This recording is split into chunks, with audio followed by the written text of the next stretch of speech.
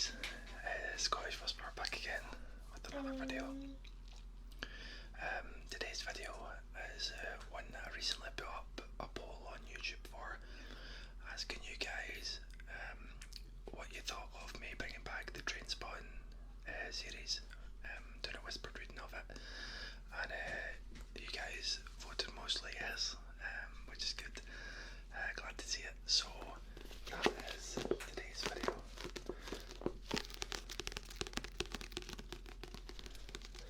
I went and looked out this old book from Moving House.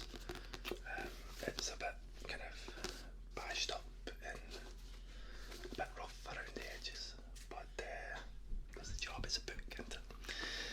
So before we get into it, guys, please remember to leave a like if you like the video, and let me know what you think in the comment section.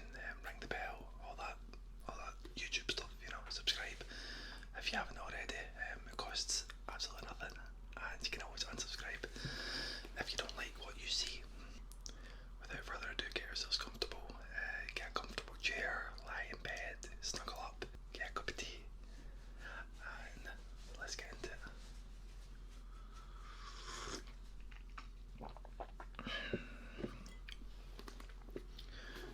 Trainspotting.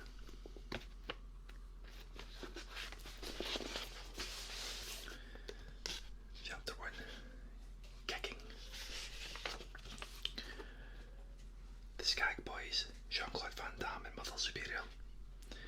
The sweat was lashing off his sick boy. He was trembling. I was just sitting there focusing on the telly, trying not to notice the cunt. He was bringing me down. I tried to keep my attention on the Jean-Claude Van Damme video. As happens in such movies, they started off in a obligatory dramatic opening. Then the next phase of the picture involved building up the tension through introducing the dastardly villain and sticking the weak plot together. Any minute now though, old Jean-Claude's getting ready to get down to some serious swedging. Renz, I've got to go see Mother Superior, sick boy gasped, shaking his head. Oh, it says, I wanted the Raz to just fuck off out my visage, to go on his own and just leave us with Jean-Claude. On the other hand, I'd be getting sick too before long. And if that cunt went and scored, he'd hold out in us. They called him sick boy, not because he was always sick with junk withdrawal, but because he's just one sick cunt. Let's fucking go, he snapped desperately. Hold on a second. I wanted to see Jean-Claude smash up this arrogant fucker. If we went now, I wouldn't get to watch it. I'd be too fucked by the time I get back, and then in case it would roll over a few days later, that meant I'd get hit for fucking back chances for the shop on a video I hadn't even got a ticket. I've got to fucking move, man, he shouts, standing up. He moves out to the window and rests against it, breathing heavily and looking like a hunted animal. There's nothing in his eyes but need. I swiped the box off of the handset. Fucking waste. Oh, it is a fucking waste. I snarled at the cunt, the fucking irritating bastard. He flings back his head and raises his eyes to the ceiling. I'll give you the money to get him. Oh, you're so fucking mousy faced about 50 measly fucking pence out your hits. This cunt had a way of making you feel a real petty, trivial bastard. That's not the fucking point, I says, with a conviction. Aye, the point is that I'm really fucking suffering here, and my so-called mate's dragging his feet deliberately, loving every fucking minute of it. His eyes seem the size of it, but it's in the hostile, yet bleeding at the same time. Poignant testimonies to my supposed betrayal. If I ever live long enough to have a bell, I hope it never looks at us like sick boy does. The cunt is irresistible in this form. I wasn't it, I protested. Fling your fucking Jacob on well. At the foot of the walk there were lay taxis. At the foot of the walk there were lay taxis. They only congregated here when you didn't need them. Supposed to be August, but I'm fucking freezing my balls off here. I'm no sick yet, but it's in the fucking post, that's for sure. Supposed to be a rank, supposed to be a fucking taxi rank. Up cruising fat rich festival cunts too fucking lazy to walk 100 fucking yards from one boxy church hall to another for their fucking shop. Taxi drivers. Money grabbing bastards, sick boy muttered deliriously and breathlessly to himself, eyes bulging and sinews in his neck straining. At last one came. They were a group of young guys in shell suits and bomber jackets, had been standing there longer than us. I doubt if Sick Boy even saw them. He charged straight out into the middle of the walk, screaming, "Taxi!" "Hey, what's the fucking score?" One guy in a black, purple and aqua shell shirt with a flat top asks. "Get the fuck. We were here first," Sick Boy says, opening the taxi door. "There's another one coming." He gestured up the walk in advance in black cab. "Looking for yous, smart cunts." "Fuck off, you plucky faced wee hangout. Get a fucking ride." Sick Boy snarled as we piled into the taxi. "Toll cross, mate," I says to the driver as cops splattered across the side window. "Square go then, smart cunt. Come on, you grabbing bastard," the shell suit shouted. The taxi driver wasn't amused. He looked a right cunt, most of them do. The standby and self-employed are truly the lowest form of vermin on God's earth. The taxi did a U-turn and sped up the walk. "See what you've done now, you big-mouthed cunt. Next time one of us are walking home in our Jack Jones, we gas off with one of these wee rages." I wasn't chuffed at Sick Boy. "You're no fair to the wee fucking saps, are you? This country like getting my fucking coat." Aye, I fucking am. You think I'm Jean-Claude Van fucking Damme? Fucking toss cunt, so you are, Simon. I called him Simon rather than Si or Sick Boy to emphasise the seriousness of what I was saying. "I want to see Mother Superior, and I didn't give a fuck about any cunt or anything else. Got that?" He pokes his lip with his forefinger. Simon wanted to see Mother Superior. Watch my fucking lips. He then turns and stares into the back of the taxi driver, willing the cunt to go faster, while nervously beating out a rhythm on his thighs. One of the cunts was a McLean. "Dandy and chances, wee bra," I says. "What's it fuck?" he says, but he couldn't keep the anxiety out of his voice. "I ken the McLeans. Chances alright." "No, if you take the piss out of his bra," I says. He was taking them out notice though. I stopped harassing him, knowing that I was just wasting my energy. His silent suffering through withdrawal now seemed so intense that there was no way that I could add even incrementally to his misery. Mother Superior, also Kent as the White Swan, a dealer who was based in Tollcross and covered the Site Hill and Western Hills schemes. I preferred to score for Swanee or his sidekick Grammy rather than Seeker in the Muir's Leith mob if I could. Better gear, usually. Johnny Swan had once been a really good mate of mine back in the old days. Now he was a dealer. I remember him saying to us once, "No friends in this game, just associates." I thought he was being harsh, flippant and show-offy until I got so far in. Now I came precisely what the cunt meant. Johnny was a junkie as well as a dealer. You had to go a wee bit further up the ladder before you found a dealer who didn't use. We called Johnny Mother Superior because of the length of time he did his habit.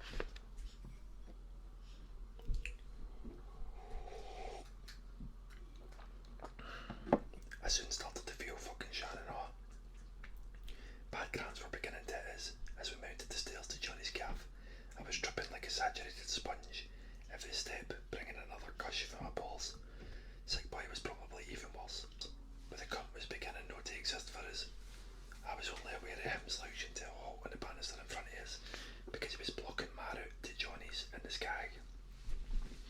He was struggling for breath, holding grimly onto the railing, looking as if he was going to spew into the stairwell. "Alright, Si," I says irritably, pissed off at the cunt for holding us up. He waved us away, shaking his head and screwing his eyes up. I says no more. When you feel like he did, you didn't want to talk to or be talked at. You didn't want any fucking fuss at all. I didn't either. Sometimes I think people become junkies just because they subconsciously crave a wee bit of silence.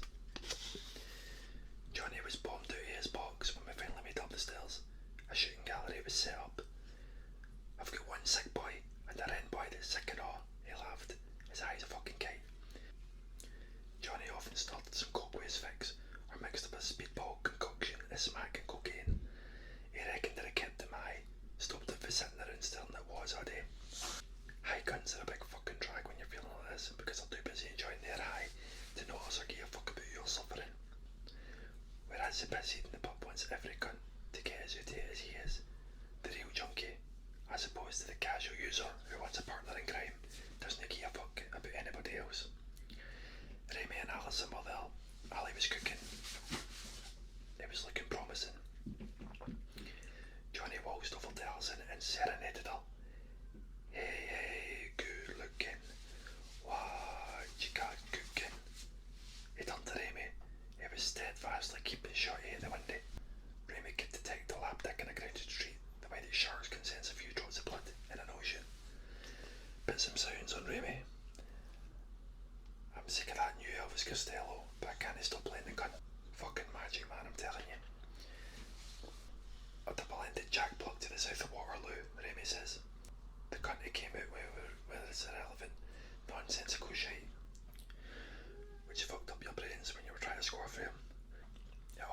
surprised us that Remy was into smacking such a big white.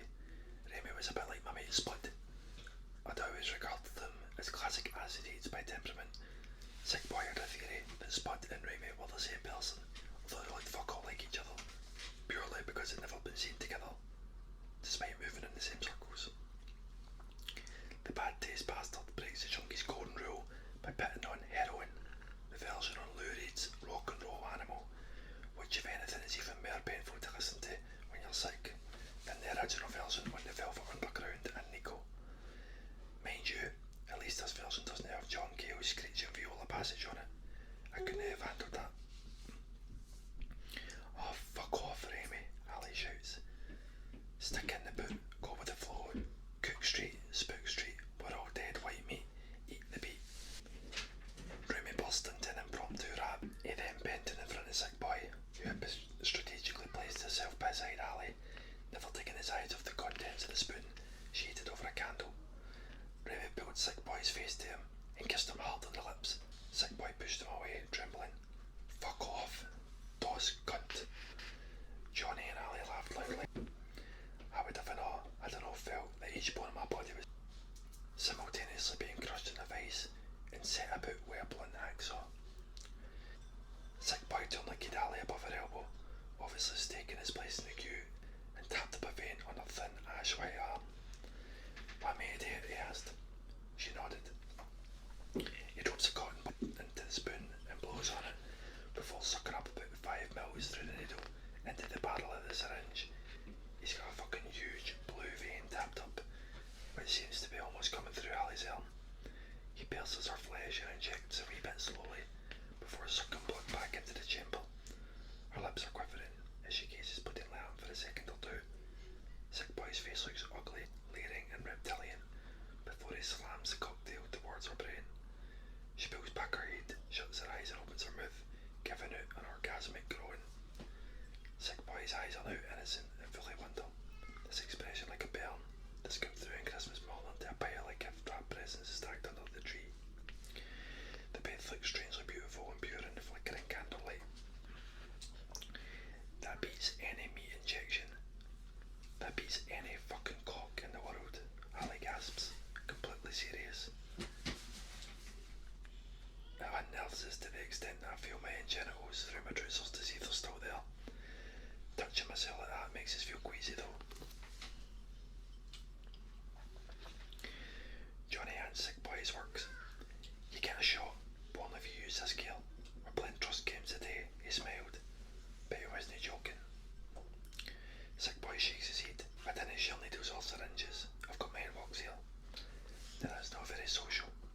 Reds, Remy, Ali, what do you think of that? Are you trying to insinuate that the White Swan has blood infected by the human immunodeficiency virus? My final feelings are hurt. All I can say is, nae sharing, nae shooting. He gets an exaggerated smile, exposing a row of bad teeth.